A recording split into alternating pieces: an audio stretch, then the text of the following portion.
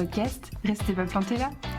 Deuxième saison et toujours le même objectif, voyager dans le monde du végétal à travers les sciences. Lucia, tu es doctorante interdisciplinaire à l'interface entre la biologie et la géographie et tu t'intéresses aux questions de la perception de la sensibilité des plantes.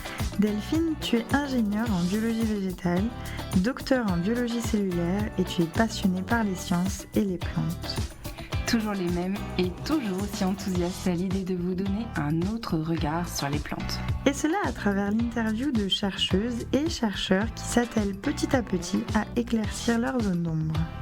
Mais aussi en vous concoctant des épisodes à la hauteur de leur extraordinaire diversité. Bonne écoute!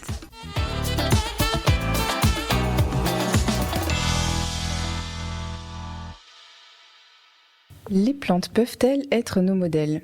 L'observation et la compréhension de leurs capacités sont-elles des sources d'inspiration pour nous, êtres humains ? Concrètement, quels sont les projets inspirés d'elles ?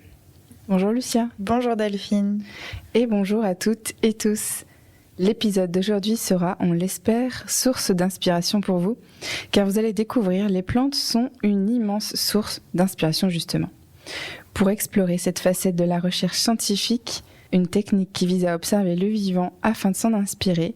Pour créer des solutions, nous avons le plaisir de recevoir Agnès Guillot. Bonjour Agnès. Bonjour. Vous êtes docteur en psychophysiologie et en biomathématiques. Vous avez enseigné à l'université Paris-Ouest et vous avez fait votre recherche en robotique, bio-inspirée à l'Institut des systèmes intelligents et de robotique de l'université Pierre et Marie Curie à l'époque. Oui, à l'époque, effectivement, oui, ça a changé, non ? Agnès Guillot, nous vous remercions d'avoir accepté de nous partager votre parcours ainsi que votre vision des plantes. Une vision de biomathématicienne, roboticienne, mais qui a évolué avec le temps. Et c'est ce qui nous intéresse également. Nous allons le découvrir dans la suite de cet épisode.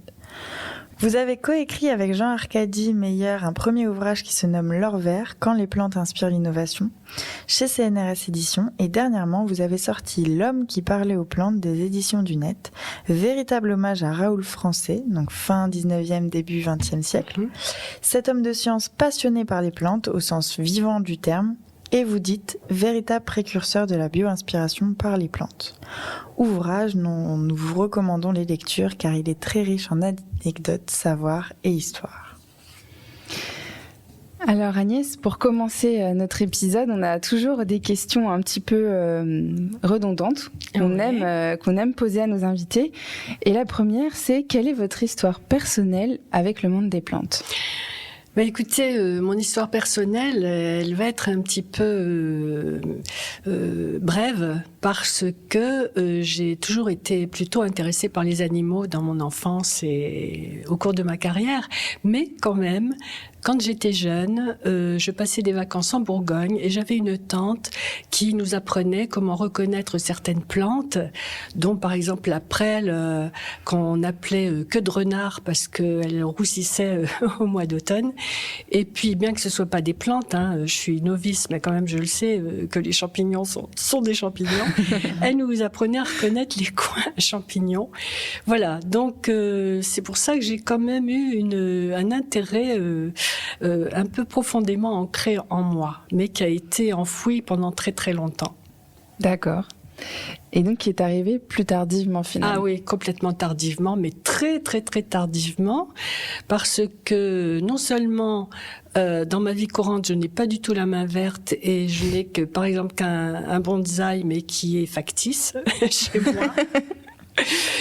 Et donc, comme je vous le disais, au cours de ma carrière, j'ai vraiment étudié les animaux et je n'ai eu un intérêt vraiment pour les plantes qu'à partir des années 2000-2005 où ce laboratoire italien dirigé par Stefano Mancuso m'a vraiment intriguée sur toutes les recherches qui ont été faites et qui n'étaient pas très très académiques sur les plantes. Et donc là, je me suis dit qu'il y avait quand même quelque chose à fouiller. Et depuis, je m'intéresse énormément à tout ce qui se trouve sur les plantes, que ce soit en matière botanique ou de recherche ou autre. Et maintenant, dès que je vois quelque chose sur les plantes, je suis beaucoup plus attirée que sur les animaux. Et j'ai même dit quelquefois que si je recommençais ma carrière, ce serait plutôt en botaniste que en éthologue sur les animaux. Donc ça, finalement, votre regard a évolué. Il a complètement basculé parce que je trouve que les plantes ont quand même une vie tout à fait complexe, beaucoup plus complexe que les animaux, parce que c'est toujours Stephen Mancuso qui dit que, en fait, les animaux, quand ils ont un problème, ils les fuient. C'est-à-dire que quand on est affamé, on cherche ailleurs pour savoir si on trouve des aliments. Voilà. Donc, on fuit toujours les problèmes, alors que les plantes ne peuvent pas les fuir. Elles sont obligées de les affronter. Et voilà, en étant non pas immobile, ce qui est complètement faux, bien évidemment, mais fixe.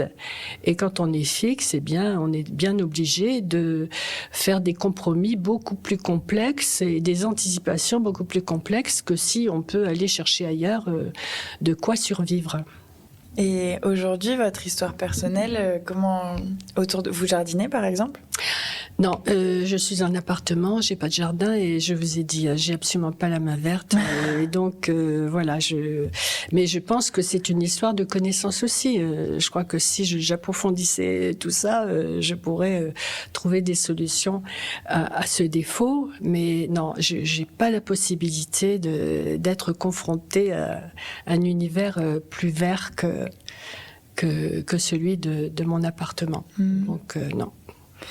Et quel est votre parcours, justement, là vous nous avez un peu parlé de ce qui vous intrigue et ce qui a commencé à vous intriguer au niveau des plantes, mais quel est votre parcours scolaire, académique qui vous a amené à faire ce que vous faites aujourd'hui ? Eh bien, en fait, j'ai donc fait une licence, c'est-à-dire que quand j'étais en classe, j'étais aussi intéressée et bonne, comme on dit, en littéraire qu'en scientifique.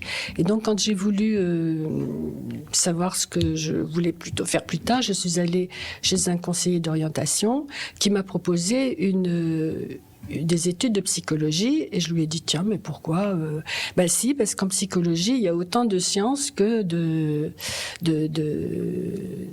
littérature ou de philosophie. Et c'est tout à fait vrai parce que effectivement, il y avait des enseignements de statistiques, de biologie que je ne savais absolument pas qu'il y en avait dans ce genre d'études. Et à mon époque, on pouvait faire des certificats complémentaires. Et donc, j'ai fait des certificats de psychophysiologie. Maintenant, on appellerait ça de la neuropsychologie, c'est-à-dire les relations entre les processus cognitifs et le système nerveux. Et des certificats d'éthologie, c'est-à-dire de comportement. Évidemment, quand on dit éthologie, à l'époque, c'est comportement animal, et pas question de mettre des plantes là-dedans. Donc, j'ai fait ces certificats parce que j'étais plus attirée, évidemment, par l'aspect scientifique que purement psychologique de mes études.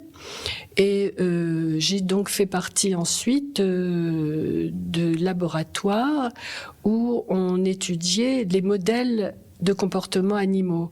Dans les années 70, il y a eu énormément de démarches concernant ce qu'on appelait les systèmes motivationnels, et on imaginait qu'il y avait différents systèmes motivationnels qui combattaient les uns avec les autres, qui coopéraient les uns avec les autres pour expliquer la suite de comportements des animaux ou comment les animaux se comportaient.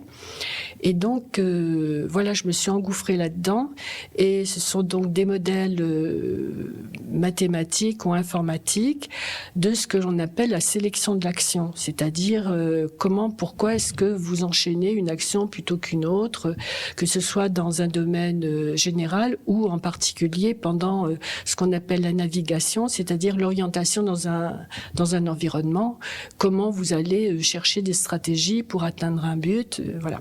Et donc ça, c'était ma spécialité, et donc j'ai j'ai commencé à faire des travaux sur de la modélisation, si bien que petit à petit, j'ai fait des modèles de comportement, de circuits nerveux qui pouvaient avoir un rapport avec certains comportements alimentaires, etc., chez certains animaux. Et petit à petit, on a forgé avec des collègues un laboratoire dont le principal investigateur, c'est Jean-Marc Dimiguer, c'est celui qui est donc co-auteur de certains des livres, et qui a imaginé ce qu'il a appelé l'approche animate. Et un animate, c'est un animal artificiel qui peut s'adapter de façon autonome à un environnement changeant. Donc, il peut être appliqué, cette démarche peut être appliquée à des robots que l'on veut rendre autonomes parce que dans certains environnements qui n'est pas connus des humains ou des environnements dangereux, il vaut mieux envoyer un robot qui se débrouille lui-même pour savoir ce qu'il faut faire qu'un humain. Donc, en fait, cette démarche, c'est vraiment une démarche bio-inspirée. Qui essaye de savoir quels sont les circuits nerveux qui peuvent expliquer tel ou tel choix de comportement pour les animaux qui n'ont pas une clé derrière que l'on remonte nous-mêmes pour les faire se comporter. Les animaux sont complètement autonomes sans nous. Donc l'idée, c'est de faire des robots aussi autonomes que possible dans ces situations. Et évidemment, bio-inspiration, ça m'a incité à écrire des livres sur des bio-inspirations que l'on peut trouver autour de nous, des inspirations animales. Et après avoir écrit un bouquin uniquement sur les inspirations animales qui s'appelle Poulpe Fiction, je me suis dit, tiens, et en rapport avec ce que j'avais découvert sur ce qui s'est passé en Italie avec Stefano Mancuso, je me suis dit, tiens, et est-ce qu'il existerait les mêmes bio-inspirations sur les plantes? Et je me suis dit, en commençant ce livre, je vais peut-être trouver 2 ou 3. Enfin, non, il y en a 100 et quelques, 150, et c'est pas fini. Donc, j'ai été complètement subjuguée par ce que j'ai découvert en écrivant ce livre. C'est passionnant, mais du coup, cette ouverture, ce monde d'ouverture. Mais alors moi, je reviens un peu sur ce que vous avez dit parce que moi, j'avais pas du tout en tête le fait qu'on pouvait s'inspirer. Finalement, je voyais plus l'inspiration en termes global ou physique ou de certaines, j'allais dire peau, mais j'aime pas trop le, mais oui, le côté, c'est ça, structurel en fait de quelque chose, mais pas forcément un réseau de neurones ou, au niveau cellulaire en fait. Oui, mais complètement. Et en fait, le laboratoire qui existe encore, notre équipe qui est toujours à l'Institut des systèmes intelligents et de robotique à Jussieu, continue ce que l'on appelle la neuro physiologie computationnelle, c'est-à-dire essayer de faire des programmes qui s'inspirent de circuits nerveux pour savoir comment on prend effectivement des décisions, comment est-ce qu'on s'oriente dans un environnement, ou voilà. Et en fait, nous avons fait ces études avec une équipe du Collège de France, c'était l'équipe d'Alain Berthoz, et eux, ils faisaient des études avec des rats, et nous, avec des ordinateurs, et nous avions vraiment des relations tout à fait enrichissantes l'un et l'autre pour expliquer ce qu'ils avaient découvert, et nous, ce qu'on pouvait récupérer comme chose intéressante, comme caractéristique intéressante pour nos robots.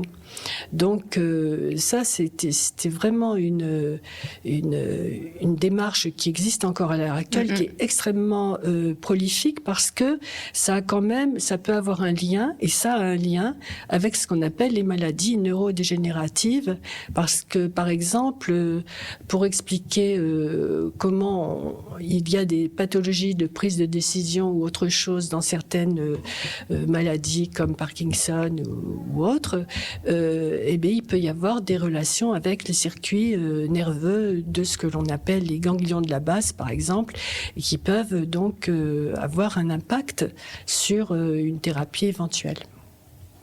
D'accord, c'est passionnant. Et puis en plus, ça a des portées vraiment intéressantes. Alors, puisque nous allons parler bio-inspiration, oui. Ou biomimétisme justement. Ouais. Je crois qu'il faut on fait une distinction maintenant, et en fait, elle est relativement récente, cette distinction entre bio-inspiration et biomimétisme. La bio-inspiration, et je vais vous dire pourquoi après. La bio-inspiration, c'est le fait d'importer des processus biologiques dans des systèmes artificiels. Donc, voilà, on peut vous donner d'autres exemples après. C'est ce que nous faisons, nous, c'est de la bio-inspiration. Ce qu'on appelle biomimétisme maintenant, c'est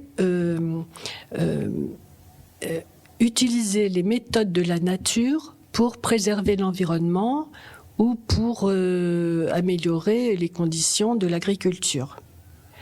Et pourquoi il y a une distinction, et quelquefois il y a des puristes qui refusent toute bio-inspiration, parce que, effectivement, quand on fait de la bio-inspiration, on n'utilise pas forcément les méthodes de la nature, c'est-à-dire qu'on utilise beaucoup de matériaux, on fait beaucoup de déchets, on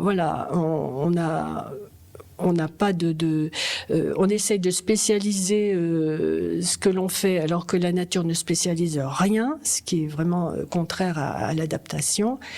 Donc effectivement, je comprends ces puristes qui disent attention, quand vous faites de la bio-inspiration, c'est pas du biomimétisme parce que vous ne suivez pas les méthodes naturelles de la nature.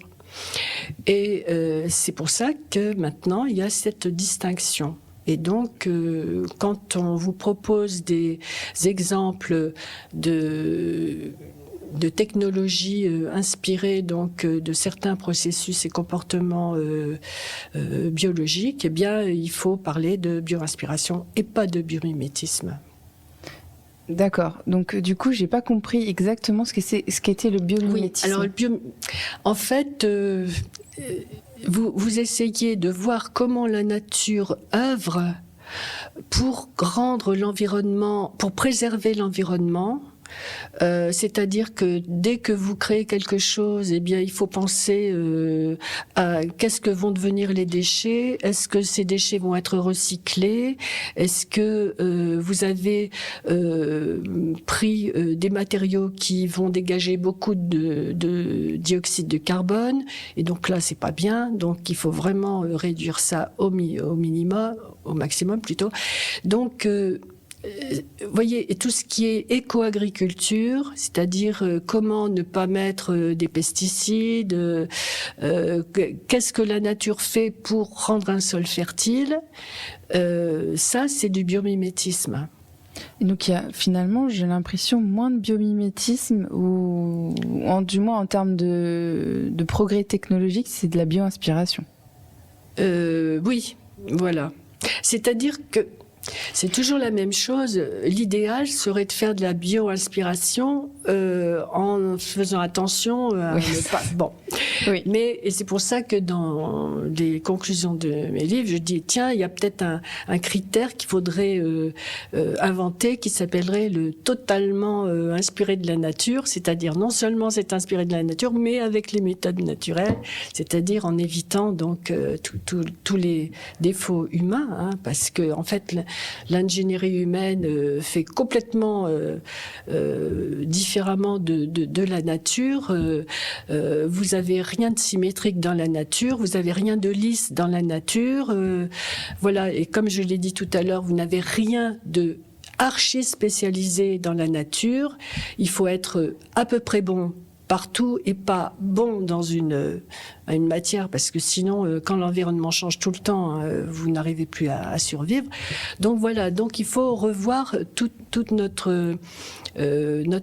critères d'ingénierie extraordinaire que nous avons développés et qui sont certainement très très bons quand on a un environnement parfait, c'est-à-dire que pour peindre des voitures, c'est pas la peine de faire du biomimétisme à tout crin, parce que vous connaissez très très bien ce qui va arriver. Mais quand vous êtes dans un environnement où il y a des aléas, eh bien, il faut bien se débrouiller autrement, et c'est ce que les systèmes vivants font tout le temps. Donc, il vaut mieux voir comment ils ont fait dans différentes situations pour résoudre leurs problèmes.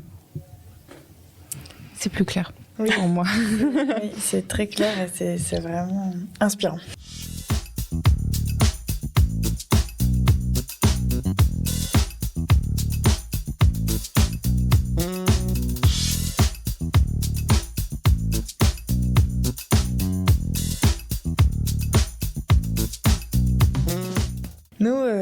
Nous avons vu que vous vous êtes intéressé à l'inspiration des comportements animaux, donc puis végétaux, pour développer de nouvelles technologies. Comment on procède pour s'inspirer d'un comportement, d'un mécanisme, d'une capacité propre à un être vivant, qu'il soit humain ou même non humain ?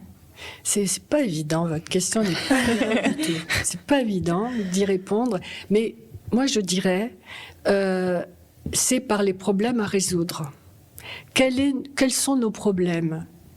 Et si on essaye de définir ces problèmes, est-ce que dans la nature, ces mêmes problèmes, certains ont été confrontés à ces problèmes-là ? Eh bien, si c'est le cas, eh bien, essayons de voir comment ils ont fait pour les résoudre. Et en fait, ce qui est intéressant, est-ce que c'est en rapport avec ce que je vous disais tout à l'heure, c'est que avec notre cerveau humain, on peut imaginer des tas de solutions, parce qu'on a certains récepteurs, certains actionneurs qui font que on a un monde propre, comme disait no excuse, enfin bon, et on vit dedans.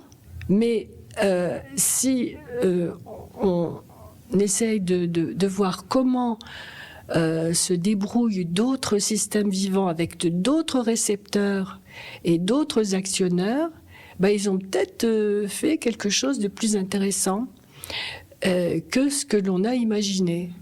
Donc, ils ont forcément d'autres solutions que les nôtres, parce que voilà, on n'est pas fait de la même façon. Et ce qui est important, c'est de voir comment est-ce que tout ça a été mis en place et qu'est-ce qu'on peut récupérer de ces solutions pour résoudre tel ou tel problème. Donc, je vous dis, voilà, c'est par le problème. Mais il faut essayer de le définir de façon vraiment assez précise. Et c'est pas toujours évident. Et après, c'est de la prospective, en fait. Enfin, la prospection. On cherche. Oui, ou alors c'est un peu par hasard. C'est-à-dire, tiens, on a découvert ça, mais par exemple, les pattes du gecko, qui donc ont des petits filaments extrêmement fins, des milliards de petits filaments qui font que vous avez des forces qui sont extrêmement puissantes et qui adhèrent sans adhésif à toute substance et dans n'importe quelle condition, sous l'eau, dans l'espace, etc. Donc ça, c'est drôlement intéressant. Donc le problème, c'est qu'il faut aussi savoir comment désadhérer, c'est-à-dire que quand vous avez compris comment adhère quelque chose, si vous n'arrivez pas à l'enlever, c'est un peu embêtant. Et donc, il y a eu énormément d'applications de cette découverte, mais aussi récemment il y a eu un projet, mais qui est tout à fait en cours maintenant, pour essayer de récupérer les débris dans l'espace, parce que vous savez qu'on fait non seulement des débris sur Terre, mais il y en a énormément déjà qui tournent autour de la Terre, des tas de débris d'anciens satellites ou autres, qui font que ça peut être très dangereux, non seulement s'ils retombent sur Terre, mais ça peut être désintégré intégré dans l'atmosphère, c'est pas très grave, mais aussi pour tout ce qui va tourner autour. Donc voilà, comme cet adhésif marche dans toutes les conditions, eh bien, on y a pensé pour l'espace et pour récupérer ces débris. Vous voyez, donc ça, c'est quelque chose qui a mûri petit à petit. Voilà.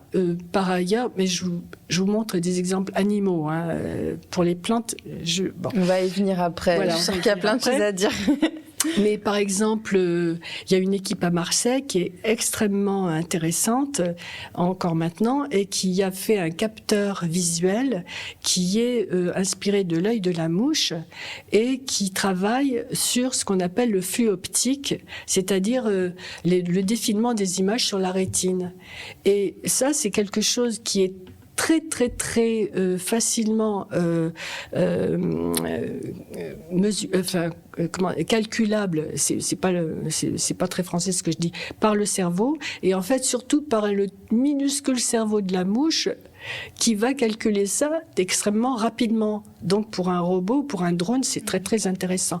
Et en fait, le flux optique, c'est ce que nous on utilise aussi sans le savoir, c'est-à-dire que quand vous allez dans un tunnel, eh bien, vous voyez défiler les parois, et s'il y en a une qui défile plus vite que l'autre, ben, ça veut dire que vous vous rapprochez quand même dangereusement de cette paroi, donc vous faites un écart. Ben, ce comportement tout simple a fait que, eh bien, cette équipe a fait un capteur visuel extrêmement performant, et qui est maintenant sur le marché. Vous voyez, donc voilà, c'est de se dire comment est-ce que on peut résoudre ces problèmes avec d'autres processus que les nôtres. Et il y a des tas d'exemples comme ça que je pourrais vous donner aussi. Alors, juste une petite incursion sur les plantes, mais c'est que l'intéressant dans les plantes par rapport aux animaux, c'est qu'il n'y a ni neurones, ni muscles, et pourtant, elles sont capables quand même de calculer, prendre des décisions, entre guillemets, et de bouger. Et donc ça, c'est très très intéressant pour la bio-inspiration. Suspense. Effectivement.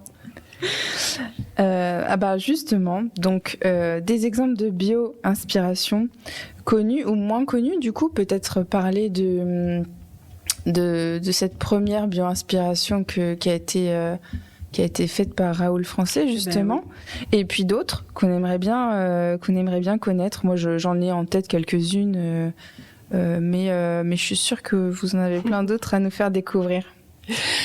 Oui, effectivement, j'allais vous dire, connu ou moins connu, là je vais vous parler du totalement inconnu en France, et je me demande s'il est connu aussi dans les pays qui connaissent ce botaniste qui s'appelle Raoul Français, qui est mort en 1943 et qui est né en 1874, c'est-à-dire que cette année, c'est les 150e anniversaire de sa naissance. Et en fait, c'est un botaniste que j'ai découvert relativement récemment. Et quand j'ai pris connaissance de ses ouvrages, je me suis dit, mais en fait, il a été pionnier dans énormément de domaines qui renaissent actuellement. Et il est aussi le détenteur du tout premier brevet bio-inspiré du monde, c'est-à-dire que on a reconnu que c'était une inspiration de la nature, parce qu'en fait, au départ, on lui a dit « Mais non, c'est pas vous qui avez inventé ça, c'est la nature. » Bah oui, mais bon. Alors donc, c'est quand même, il a réussi à avoir ce tout premier brevet sur un épandeur d'engrais, parce qu'en fait, il a entre autres créé un engrais complètement naturel avec tous le microbiote qui se trouve dans le sol et les champignons, etc. Et il se demandait, mais comment est-ce que je peux étendre cet engrais de façon régulière ? Et donc, il a cherché tous les instruments qui existaient à son époque, et puis c'était toujours irrégulier. Il y avait des gros tas d'un côté, des petits tas de l'autre, et il n'a jamais été content. Et il s'est dit, mais en fait, ce que je cherche, mon problème, justement, la nature l'a certainement déjà résolu.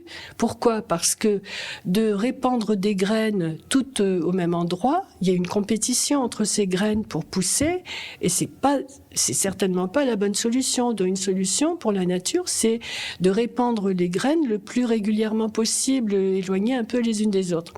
Donc il a cherché un petit peu partout, et il s'est aperçu que la capsule de pavot, quand elle est mûre, elle éclate et elle fait que les graines qui en sortent sont épandues de manière très régulière. Donc, il n'a eu de cesse que de faire un petit instrument qui y ressemblait. Et c'est pour ça que Raoul Français, je vous le dis solennellement, c'est le premier découvreur de la salière à trous. Parce qu'avant, il n'y avait pas de salière avec des petits trous, il n'y avait que des boîtes à sel, où on prenait le sel avec les doigts, voilà, ou avec une petite cuillère. Et si vous avez des salières avec des trous qui ont été un petit peu améliorés ensuite, mais c'est grâce à lui. Ouais, c'est incroyable hein, quand même. Hein.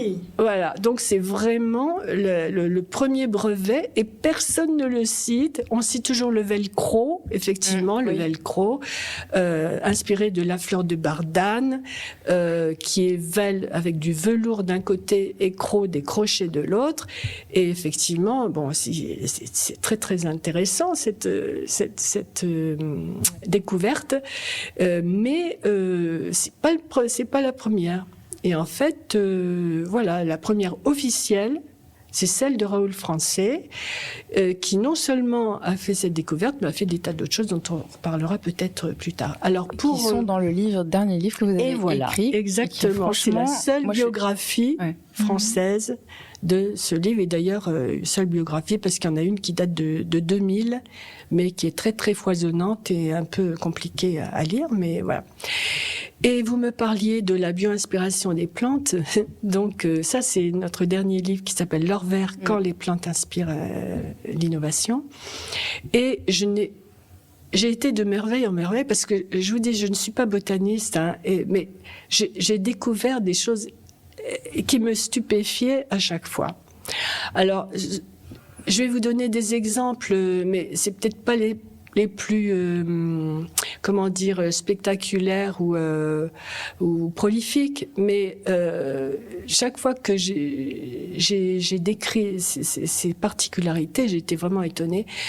Par exemple, je pense à la fougère aquatique qui s'appelle Salvinia.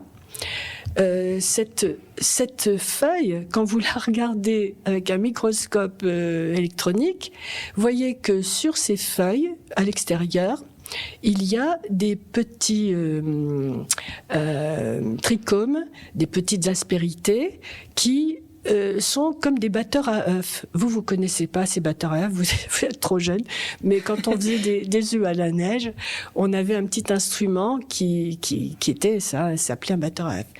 Et elles ont ça, mais c'est quand même incroyable. Et en fait, ces petites aspérités permettent de garder de l'air entre le bout de ces aspérités qui est hydrophile et les autres qui sont hydrophobes. Et donc, cette fougère, elle ne sombre jamais. Et donc, c'est-à-dire quand vous la mettez sous l'eau, elle revient à la surface. Donc, il y a des chercheurs qui ont fait un système artificiel qui ressemble à ces trichomes et qui en mettent sous les revêtements des bateaux, et ça permet de réduire la friction de l'eau et ça permet d'avoir des économies de carburant considérables. Et ils se sont aperçus après que cette substance artificielle, elle pouvait aussi aspirer le pétrole. C'est-à-dire que quand vous avez de l'eau avec du pétrole comme les marées noires, eh bien, elles aspirent le pétrole qui peut être emprisonné tout à fait physiquement, si vous voulez, par ce genre d'aspérité. Donc, voilà. Donc ça, quand vous voyez cette chose-là, c'est quand même fou. Il y a un autre exemple, par exemple, qui est pas non plus spectaculaire, ça s'appelle l'hépatique des fontaines, je crois. C'est une petite plante qui a des organes sexuels femelles qui ressemblent à des palmiers, des petits palmiers, et elles absorbent une goutte d'eau avec les gamètes mâles. C'est comme ça qu'elle se reproduit. Et il y a un professeur qui a eu l'idée de donner à son étudiante en botanique le fait d'étudier, mais qui avait des rapports avec les systèmes médicaux, et en vue d'en faire une pipette médicale sans aspiration, c'est-à-dire qu'on n'a pas besoin d'aspirer de l'air pour aspirer quelque chose, et pour tout à fait naturellement prendre une goutte ou un médicament de façon extrêmement précise, sans système particulier. C'est-à-dire que vous avez, dans les hôpitaux qui n'ont pas beaucoup de moyens, vous avez des pipettes qui sont extrêmement efficaces et qui sont pas chères du tout. Donc en fait, c'est vraiment inspiré de cette plante. Donc ça aussi, ça m'a vraiment épatée. Vous voyez, enfin, sur des petites choses comme ça qui font que on découvre un monde qu'on ne connaît pas du tout dans le monde animal. À la fois des particularités, justement, des choses un peu particulières. Oui. Et à la fois, on se rend compte qu'il y a plein de choses autour de nous qui ont été inspirées, justement, des plantes en l'occurrence. Et ça, moi, des fois, je me dis, mais on ne sait pas tout ça, c'est dommage. Mais oui, en fait, c'est vraiment très inspirant pour les étudiants. Nous, on avait beaucoup d'étudiants qui étaient très, très motivés pour suivre des cours de bio-inspiration. Mais maintenant, je pense qu'il y a peut-être des modules qui sont spécialisés en bio-inspiration, mais je suis pas sûre que ce soit généralisé. Pour quelqu'un qui veut faire une carrière là-dedans, c'est très très difficile de trouver une filière qui soit vraiment tout à fait déterminée pour faire ce genre de choses. C'est pas évident. Oui, surtout en France. Du début à la fin, oui, c'est clair. Voilà. Mais c'est vrai que oui, il y a les spécialisations. Et puis moi, j'ai vu pas mal de choses au niveau du grand public ou au niveau des entreprises qui commencent à se développer vraiment dans ce sens-là. Oui, exactement. On voit pas mal des choses bouger. Mais oui, c'est vrai. Selon vous, est-ce qu'on a besoin de comprendre la cause d'un phénomène naturel, d'une particularité biologique, par exemple, pour s'en inspirer, ou la compréhension de ses caractéristiques peut suffire ? Mais là aussi, c'est pas évident de répondre à votre question. Pas évident du tout. Bon, en fait, je sais pas trop quoi. Par exemple, quand on parle de la photosynthèse, qui est le Graal de tous ceux qui veulent s'inspirer des plantes, parce que on capte le dioxyde de carbone, le CO2, et on peut faire du glucose et de l'hydrogène, parce qu'en fait, tout ce qui est fait pour l'instant en photosynthèse artificielle, c'est d'avoir du biogaz, c'est-à-dire de l'hydrogène ou du biocarburant en tout cas. On comprend très bien les mécanismes de la photosynthèse, ils sont très très précis maintenant, on arrive vraiment très très bien à savoir comment les plantes se débrouillent, mais on n'arrive pas à le faire du tout de façon efficace, et tous les systèmes artificiels qui existent à l'heure actuelle, à moins qu'il y en a qui m'échappent, mais j'ai regardé encore tout à fait récemment, eh bien, non, on n'arrive pas à reproduire la photosynthèse végétale, et quelquequement, elle est beaucoup moins efficace que celle des plantes, qui n'est pas non plus très efficace. Mais en fait, c'est la seule qui est quand même présente. Mais voilà, donc ça, c'est un exemple qui montre que même si on connaît très très très bien les causes, on est un petit peu limité pour le reproduire. D'un autre côté, est-ce qu'il faut comprendre vraiment comment peut-être que oui, c'est-à-dire par exemple, la soie de l'araignée, qui est vraiment extrêmement intéressante. On apprend on sait pourquoi on n'arrive pas à la faire industriellement, parce que non seulement l'araignée produit des protéines qui font ces toiles, différentes d'ailleurs, mais elle les tisse après. Mais il faut savoir comment elle les tisse pour faire ce fameux fil solide, etc. Donc, peut-être qu'en comprenant ça, on peut améliorer ces productions. Alors, quant aux plantes, je suis peut-être pas assez spécialiste en botanique pour vous répondre en prenant un exemple végétal, mais c'est pas toujours nécessaire de comprendre les causes. On peut très bien prendre en surface ce qui se passe pour essayer de faire quelque chose qui est quand même utile. Oui, des observations peuvent suffire. Voilà, exactement. Vous voyez le velcro, en reparlant du velcro, c'est pas... savoir exactement comment les crochets de la bardane agrippent les poils des chiens, c'est peut-être intéressant, mais c'est pas très utile.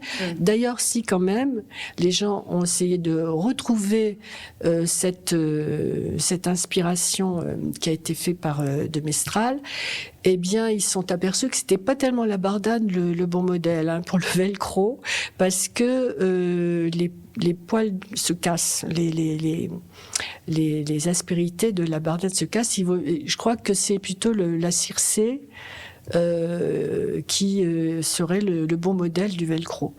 Mais cela dit, ça n'a pas empêché cet ingénieur qui a été totalement critiqué et même vraiment vilipendé par ses collègues quand il a émis l'hypothèse de faire du velcro, de continuer par vents et marées à essayer de faire cette découverte, et il en a vendu des milliers de kilomètres après, et donc il a eu raison de s'acharner, comme quoi il faut toujours s'acharner quand on a une idée en tête de cette sorte. Oui, c'est clair. Suivez mon regard.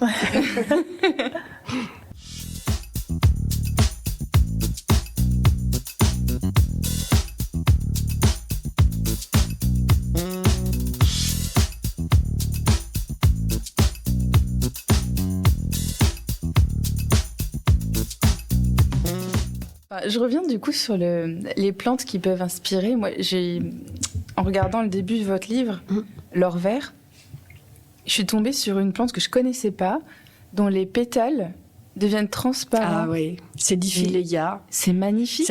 Elle s'appelle la fleur squelette. Et c'est extraordinaire. En fait, c'est une fleur qui a des pétales blancs au soleil.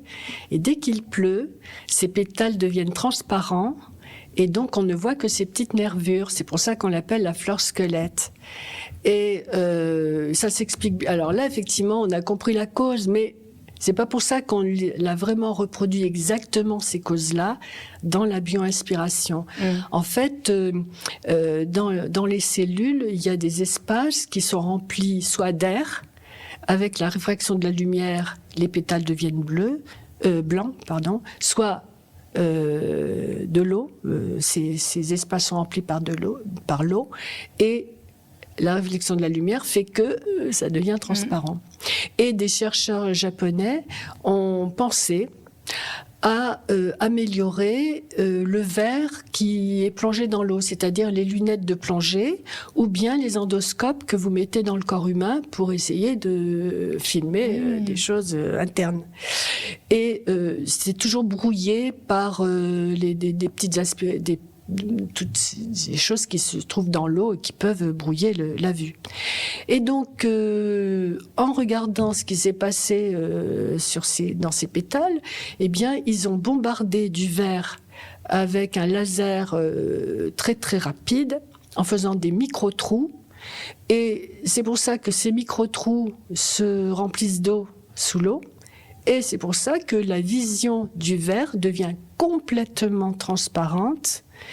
Et même quand il y a du pétrole, quand il y a de l'huile, etc., ça ne brouille absolument pas, au contraire, cette vue. Et c'est pour ça qu'ils ont amélioré les lunettes de plongée et certains endoscopes en s'inspirant de cette petite plante.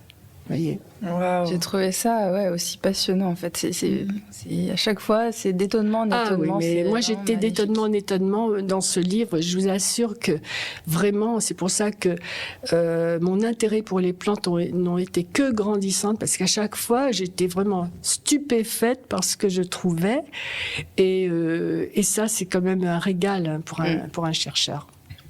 Et pour cette fleur, alors moi j'ai voulu chercher un peu si on savait pourquoi, si on comprenait pourquoi, quel est son intérêt à elle. Voilà. Alors quel est l'intérêt évolutif? Ça, je suis tout à fait d'accord avec vous. Il faut vraiment. J'ai pas trouvé. Non, moi non plus, effectivement. Oui, je ne sais pas pourquoi. Est-ce que est-ce que c'est, vous savez, ce sont des spéculations qui sont. Est-ce que c'est pour attirer plus de pollinisateurs? Est-ce que c'est pour que le pollen ne soit pas perdu dans l'eau? Non, ça, je ne sais pas. Il faudrait faire des recherches. Mais je suis tout à fait d'accord avec vous qu'il faut toujours chercher s'il y a une explication évolutive. Par exemple, vous savez, quand on parle de la conscience des plantes, etc., pourquoi est-ce que notre conscience définie comme étant la conscience humaine, pourquoi elle a émergé chez nous? Eh bien, il y a quand même des hypothèses qui font que nous, primates, etc., dans certaines conditions, c'était important pour éviter les bagarres, pour éviter la violence, de faire émerger cette capacité-là. Est-ce que d'autres animaux en ont besoin? Peut-être pas. Est-ce que les plantes en ont besoin? Peut-être pas. Alors, elles ont peut-être besoin d'autres choses, mais voilà. Donc ça, je suis tout à fait d'accord avec vous. C'est vraiment très important. Et d'ailleurs, une de mes thèses, c'était de voir quelles sont les causes, quelles sont les conséquences et quelles sont les conséquences évolutionnistes de tel ou tel comportement chez certains animaux. Parce que c'est complémentaire de savoir, nous sommes en pleine évolution, nous sommes le produit de l'évolution, et c'est très intéressant d'avoir toujours ce questionnement de quelle est la capacité adaptative et l'intérêt adaptatif. Il y en a peut-être pas d'ailleurs, mais peut-être toujours peut-être pas, mais c'est intéressant toujours de se poser la question. Oui, pour faire un petit point sur l'évolution. C'est vrai que on a tendance à dire, enfin moi j'ai beaucoup entendu dire autour de moi qu'on était, nous humains, plus évolués que certaines espèces. J'en profite pour faire un petit point qui est que c'est pas le cas. Il n'y a pas d'une espèce qui est plus évoluée qu'une autre, vu qu'on a tous évolué sur une échelle temporelle de façon similaire. Il y a juste une chose, parce que là je le disais à mes étudiants, que l'on peut mettre en avant sur l'espèce humaine, c'est que contrairement à d'autres espèces animales ou végétales, nous sommes toujours restés la seule et unique espèce. Nous sommes Homo sapiens sapiens tous, et nous avons pourtant pu survivre dans des environnements complètement différents. Et puis nous sommes aussi dans l'air, dans l'eau, avec nos propres découvertes. Mais encore une fois, nous sommes restés interreproductifs, c'est-à-dire que nous sommes la même espèce, et c'est très difficile de trouver une autre espèce animale ou végétale qui vit dans des environnements complètement différents, au nord, au sud, dans l'eau, etc., et qui sont restés interfécondantes, c'est-à-dire de la même espèce. Voilà, c'est tout ce qu'on peut dire, mais c'est pas pour ça que nous sommes plus ceci, plus cela, parce que tous les systèmes vivants, comme ce que j'ai évoqué, un biologiste allemand qui s'appelait von Uexküll, qui parlait du monde propre des animaux, mais des systèmes vivants en général, on se forge un système avec nos récepteurs, encore une fois, et nos actionnaires, dans lequel nous sommes adaptés puisque nous sommes encore là. Donc tout le monde est aussi bien adapté partout, et voilà, et l'humain est adapté dans son milieu jusqu'à ce qu'il soit plus. Bon, mais ça, on verra, et c'est peut-être de son fait d'ailleurs. Donc il faut pas faire une hiérarchie, il y a aucune hiérarchie, mais c'est tout, vous voyez, c'est tout ce qu'on peut dire sur l'espèce humaine, c'est ça sa particularité.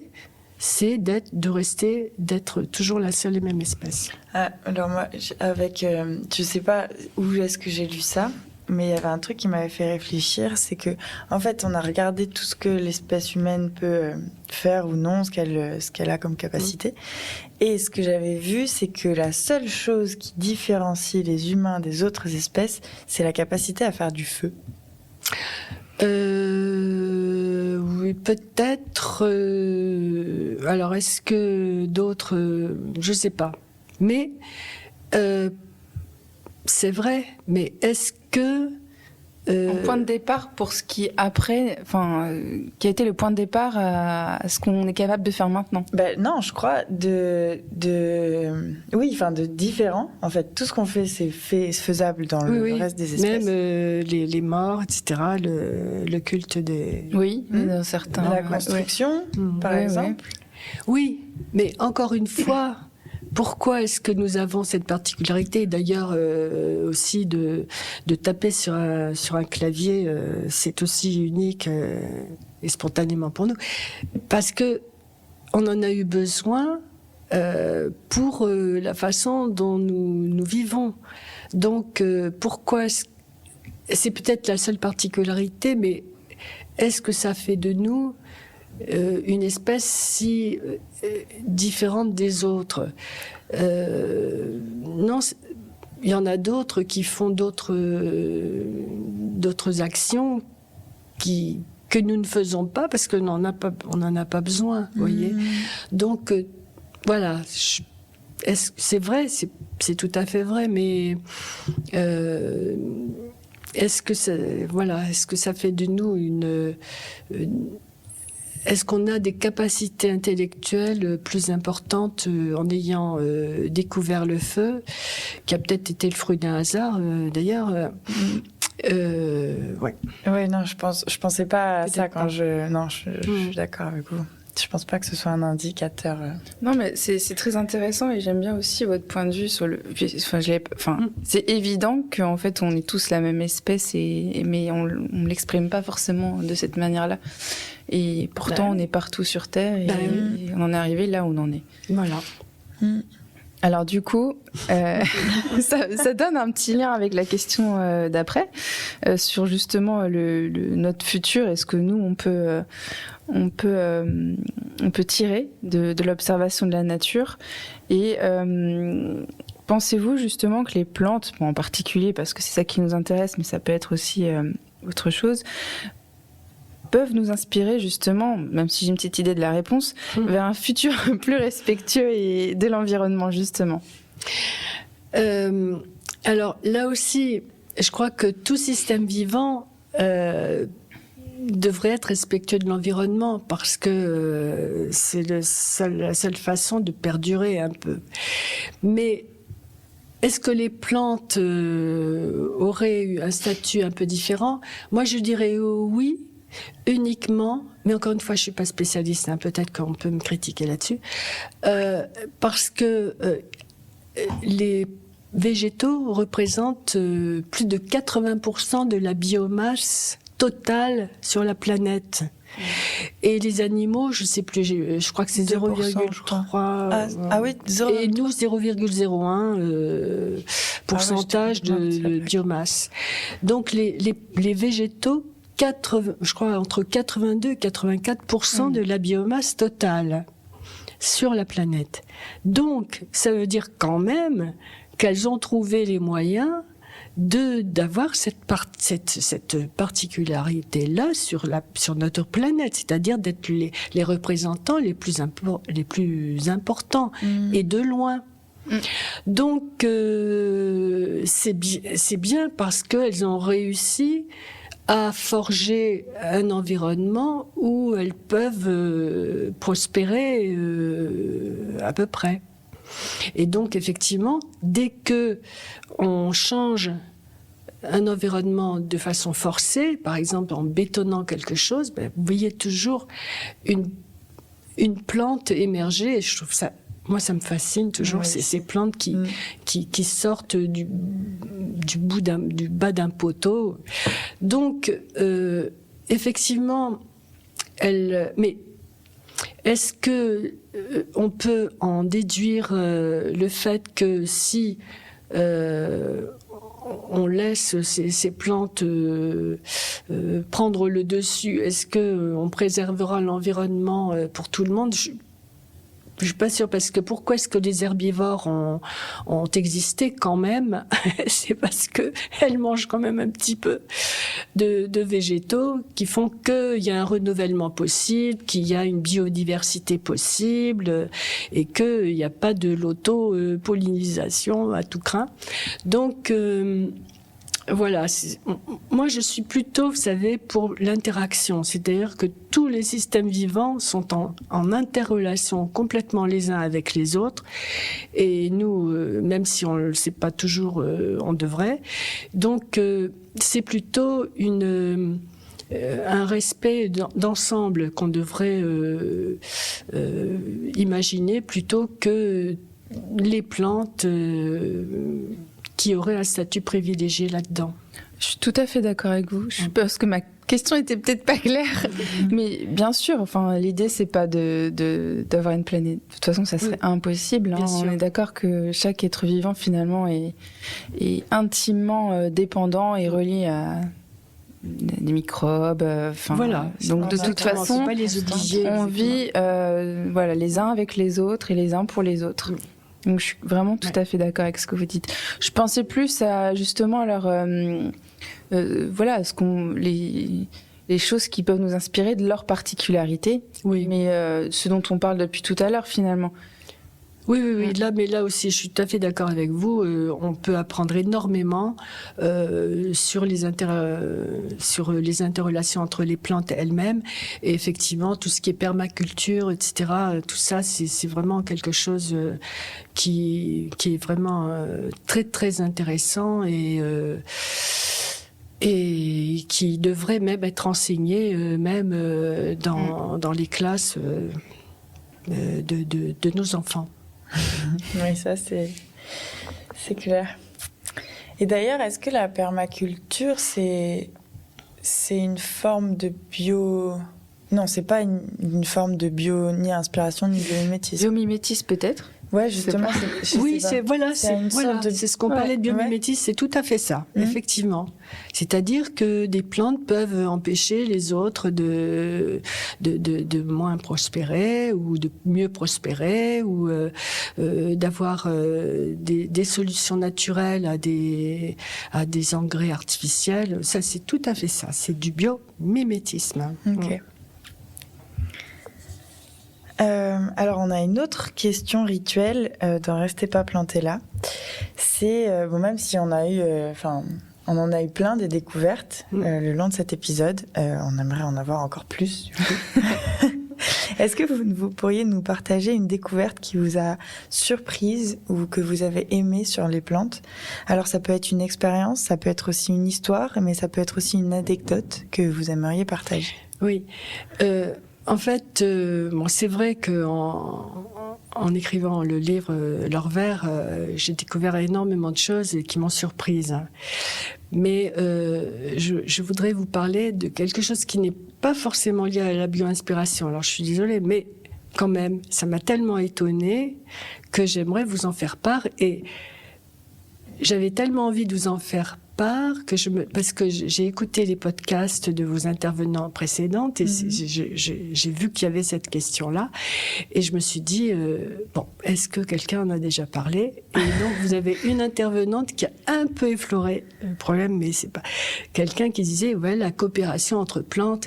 Et moi, j'ai découvert dans le magazine scientifique qui s'appelle Epsilon, que je trouve très très bien, un article récemment sur une plante sociale. C'est-à-dire que quelqu'un, un néo-zélandais, un chercheur néo-zélandais, qui s'appelle Kevin Burns, qui a découvert une liane, une fougère, qui se comporte comme les sociétés de fourmis ou de termites et donc ça s'appelle des